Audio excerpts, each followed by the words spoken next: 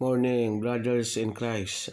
Kung naririparo ta po, maoran po, ninhuli po ta igwa kitang bagyong Typhoon Aghon, digdi po sa may Rinconada or sa Camarines Sur.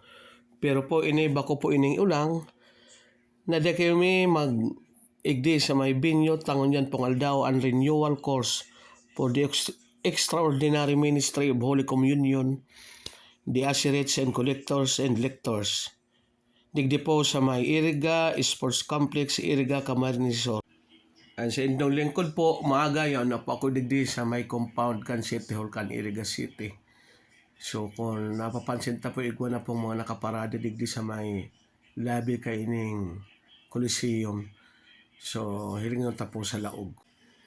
So naabutan ko po igdi sa laog kan Coliseum, ansa ko yung mga brother sa Salvacion Parish Church. So ako po, kaiba sa mga early bird, nag-aarabutan na po ang mga ibang participant halip po digdi sa may Rinconada.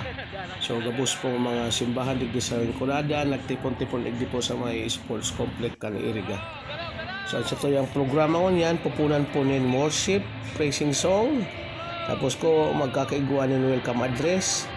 Susundan na po kan pagtukar kan tema ngunyan na aldaw na ini po itataram ni Reverend Father Juan Pablo C. Carpio, Assistant Director, Our Lady of Peña sa Minor Basilica and Natural Shrine.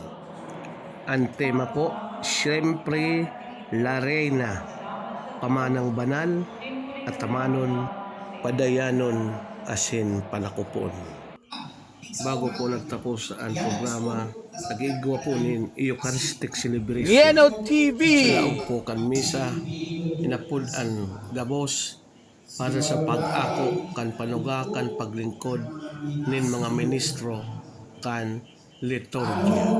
Bago po magtapos, gusto ko pong magpasalamat kay Reverend Father J.B. Rosero, ang kuraparoko kan Our Lady of Salvacion Parish Church, Iriga City, sa pagtao sa kuya ning tiwala asin pag-asa na mga paglingkod sa simbahan asin kay Jesus Christ, O Lord. Thank you po sa lahat.